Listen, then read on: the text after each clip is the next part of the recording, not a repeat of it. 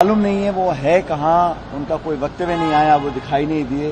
तो इस तरह जो पूरा पर्दा डाला गया है प्रकरण के ऊपर, ये बड़ा चौंकाने वाला है। आज से पहले कभी भी, और धनखड़ साहब बड़े दबंग व्यक्ति हैं, उन्होंने हर बात को अपनी बड़ी मजबूती से रखा। उनको लंबा समय, क्योंकि वो राजस्थान से हैं, हम बहुत लंबे समय से उनको जानते हैं, लेकिन वैसे व्यक्ति नहीं है कि अपनी बात बेबाकी से ना रखें। लेकिन क्या कारण रहे कि वो अचानक एकदम चुप हो गए और गायब हो गए, और सच्चाई सामने ही नहीं आ पा रही कि ये पद खाली क्यों किया गया। उनका कार्यकाल बचा था, उन्होंने अचानक इस्तीफा दिया। बहरहाल आज चुनाव होगा और हमें लगता है कि जो हमारे एनडीए के उम्मीदवार हैं उनको अच्छा समर्थन मिलेगा। उम्मीद करते हैं कि हमारे उम्मीदवार जीतेंगे। लेकिन ये जो पूरा अनावश्यक रूप से एक चुनाव आया उपराष्ट्रपति पद का, ये इसकी कोई जरूरत नहीं थी, और आया क्यों किसी को मालूम नहीं है। और जो इतने बड़े पद पे कोई रहे व्यक्ति, वो अपनी बात बोल ना सके इतने लंबे समय तक, ये बड़ा चिंता का चर्चा है पूरे देश में कि ऐसा क्यों हुआ, क्या कारण थे। और कभी न कभी इसकी पोल खुलेगी कि पूरा मामला था क्या। आज हमारी पार्टी ने, जो राहुल गांधी जी ने प्रेस कॉन्फ्रेंस कर पूरे देश के सामने जो एक तथ्य रखा था, और विशेष रूप से उन्होंने कर्नाटक के अंदर जो वोट चोरी का प्रकरण था, वो तथ्यों के सहित, प्रमाण के सहित जनता के बीच रखा। अब ये साबित हो चुका था कि निर्वाचन आयोग ने कहीं ना कहीं वोट चोरी को अंजाम दिया है। और हमने सिर्फ इतना कहा कि ये तथ्य आंकड़े हैं, बिना जांच करे, बिना उसकी गहराई में जाए हुए जो प्रेस कॉन्फ्रेंस सीसी ने करी, वो भी बड़ी अजीब हमें लगी। कोई जवाब नहीं आया। और सबसे बड़ी बात यह कि जो मुख्य चुनाव आयोग है, सीसी के जो चुनाव की प्रणाली है, वो बड़ी स्पष्ट है। उसमें प्रधानमंत्री, नेता प्रतिपक्ष और चीफ जस्टिस रहते थे। अचानक उसको बदलकर प्रधानमंत्री, गृह मंत्री और नेता प्रतिपक्ष, किसने मांग रखी, इस प्रक्रिया को बदला क्यों गया, बड़े सवाल खड़े करता है। निर्वाचन आयोग ने वोटर लिस्ट पार्टी को देने मना कर दिया। कांग्रेस ने जब वोटर लिस्ट मांगी, हम कोर्ट में गए, कोर्ट ने आदेशित किया, तब निर्वाचन आयोग ने अपना कानून इंटरनली बदल दिया कि हम वोटर लिस्ट नहीं देंगे। तो वोटर लिस्ट ना देना, सीसीटीवी फुटेज जो पोलिंग बूथ की है वो 45 दिन में नष्ट करना, ये स्वयं जो निर्णय सीसी ने लिया, ये सारे संकेत करते हैं कि मामले में कुछ गड़बड़ी है। और जैसा राहुल जी ने कहा, बहुत जल्द वो एक बड़ा हादसा और एक जो वोट चोरी का प्रकरण है, उसमें जो अगला खुलासा करने जा रहे हैं, वो जनता के बीच रखेंगे। लेकिन हम लोगों ने पूरे देश में जो अभी यात्रा निकली, वोट अधिकार यात्रा बिहार में निकली, राहुल जी की बड़ी सफल रही, उसी को लेकर पूरे देश में एक महाअभियान चल रहा है कि जनता को जागरूक रखें कि वोट चोरी को जनता बर्दाश्त नहीं करेगी। और एक प्रदेश स्तरीय सम्मेलन आज हम लोगों ने रखा बिलासपुर के अंदर, ताकि पूरे छत्तीसगढ़ और पूरे देश को पता रहे कि कैसे नाम गायब हो रहे हैं, वोट जोड़े जा रहे हैं, और निर्वाचन आयोग की जो निष्पक्षता और पारदर्शिता होनी चाहिए, उसमें बहुत बड़ा अभाव है। तो ये एक बड़ा चुनौती का विषय है पूरे देश की जनता के लिए, हमारे गणतंत्र के लिए, लोकतंत्र के लिए। और समूचा विपक्ष राहुल जी के साथ पूरी जनता खड़ी हुई है इस बात को आगे ले जाने के लिए। आज हम लोग पूरे प्रदेश स्तरीय सम्मेलन कर रहे हैं बिलासपुर के अंदर। उसके बाद 15 तारीख से लेकर हम लोग शुरू करेंगे हस्ताक्षर अभियान।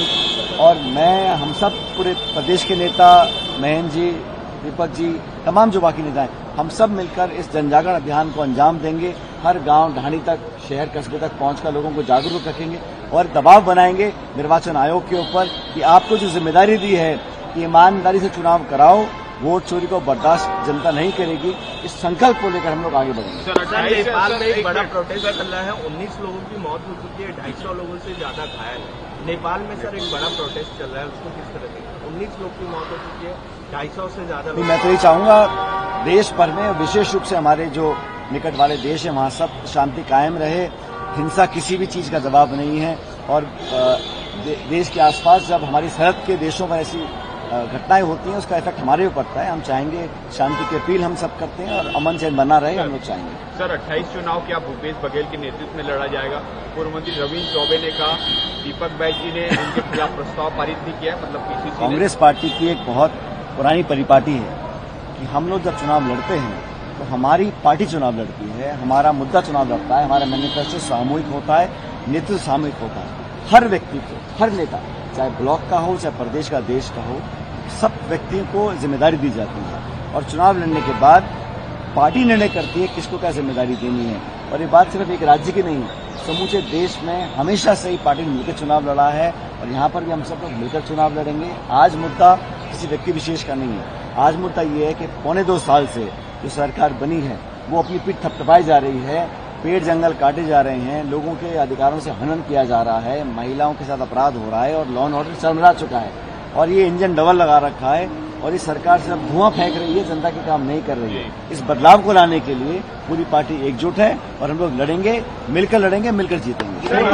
इसी बयान के बाद सर की बैठक है और मुख्यमंत्री जो है इस बैठक में शामिल होते नजर आएंगे। नक्सलवाद के खात्मे को लेकर के चर्चा होगी और बस्तर के विकास को लेकर कैसे देख रहे हैं? देखिए, मैं और पूरा देश सभी चाहते हैं कि जो देश पे चुनौती है उग्रवाद की, अलगाववाद की, नक्सलवाद की, उसको समाप्त करना चाहिए और हम लोग मिलकर करना भी चाहते हैं। ये मुद्दे को मैं पॉलिटिसाइज नहीं करना चाहता हूं, लेकिन इस मुद्दे का राजनीतिक फायदा लेने की जो कोशिश भाजपा करती है, प्रचार प्रसार ज्यादा होता है, काम कैसे होता है वो पारदर्शी तरीके से हो, एक्शन लिया जाना चाहिए, लेकिन ये एक ट्रांसपेरेंट तरीके से किया जाना चाहिए।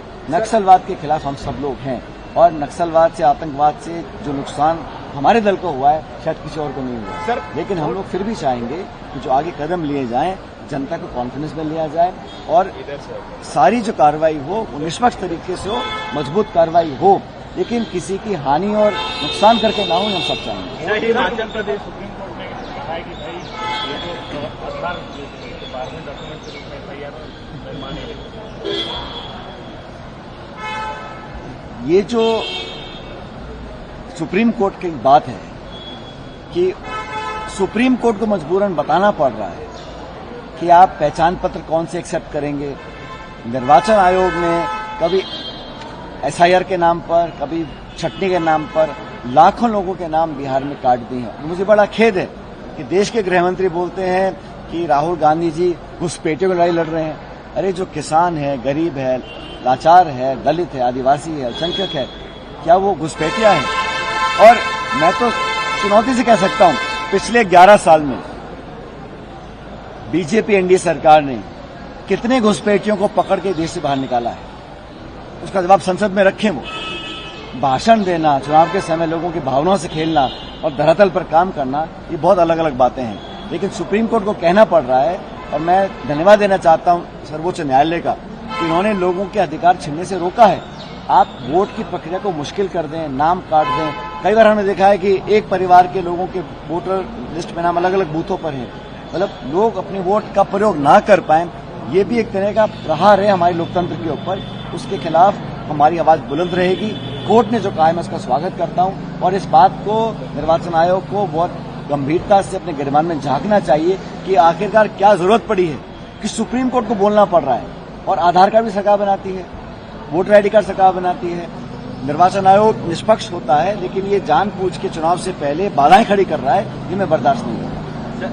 सर, संगठन में रविंद्र चौधरी के बयान के बाद धर्म जी का भी बयान आता है कि कांग्रेस के ही कार्यकर्ताओं को चमचा, सांप बिच्छू कहा जाता है। इसे लेकर के बीजेपी लगातार तंज करती है, कह रही है हमारी पार्टी में देवतुल्य होते हैं हमारे कार्यकर्ता और कांग्रेस में ये स्थिति बनी है। कैसे देख रहे हैं सर आप?